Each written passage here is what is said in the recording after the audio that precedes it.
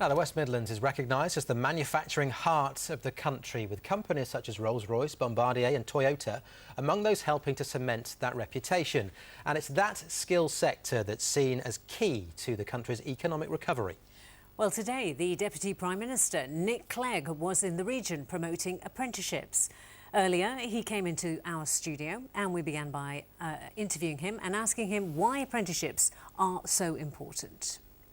It's a very old idea, and I think the fact that we're now bringing it into the sort of modern setting as well, and it's not, by the way, just boiler suits and, you know, grease on your hands kind of apprenticeships, important though they are. It's apprenticeships in law and services and gleaming fancy offices too. But we filmed with a company in Derby earlier this year who said they have an awful job trying to encourage people into engineering, young people. Yes. and women, and young women particularly. How do we address that problem? I think it's one of the biggest issues we need to face, because first we need more engineers. We're still not, employing and training enough engineers compared to other countries.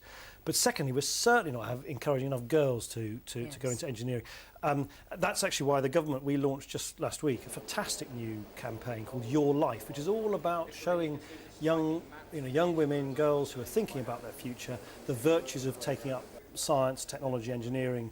Can we talk to you about school meals, in particular free school meals for children between ages 5 and 7? Coalition policy, is it going to work and is it going to come in on time? Yes, it is going to happen, it is going to work, it is going to happen on budget and on time in the autumn. I'm passionate about this for the very simple reason I've seen the evidence for myself. If you can provide every little child in those first crucial 3 years in primary school, if you had the money, I'd do it for all children in primary school. We're starting with the first 3 years. If you could provide them with a healthy meal at lunchtime, it helps them concentrate. Of course, we need to get the details right. Of course, some schools are going to find it easier than others. That's why we put a lot of money aside, and we are going out of our way to help those schools make sure they're ready for this to happen. Are you getting that detail right? Because it is things like the practicality of it, the size of the school hall, things like enough cutlery, moving the actual time of the lunch hour. That's right. Schools don't feel confident that they can do that. Well, the overwhelming majority of schools actually tell us that they are, but of course I accept there are some schools, and I visited some of them myself, for that maybe they're in old Victorian buildings, it's going to be a bit difficult, or they've got a kitchen which is cramped and needs more equipment. Actually, what's happening is really quite simple. We've put aside a whole bunch of money, so £1 billion, which is a lot, to fund this, plus £150 million to help make the improvements to kitchens and school facilities.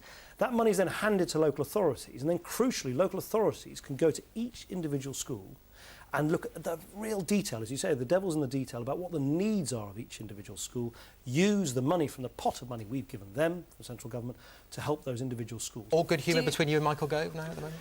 I always try and be good-humoured and grown up and civilised in all my interactions with other people, whether they're in government or outside. But yeah, of course sometimes you need to be tough and say, look, I want this to happen because we've agreed that this should happen, and that's exactly what I believe on free school meals. Do you think you need to reinvent the image of the Lib Dems as the party that people thought were the alternative now? Well, look, I'm certainly not going to be able to sort of say, look, the Lib Dems are a party of clean hands and never get our hands dirty and always just throwing... But you were the likeable alternative, weren't you? That's the thing. Well, we were likeable perhaps because everybody can like a party which doesn't have to take difficult decisions. I would simply say to people who think that it's easy to sort of wave a magic wand and discover a pot of gold and keep everybody happy, life, unfortunately, at the moment is simply not like that. At the end of the day, I'm quite a practical man. I deal with the way the world is, not the way I dream it might be, the way the world it is. And I'm actually very, very proud of what we're achieving in government.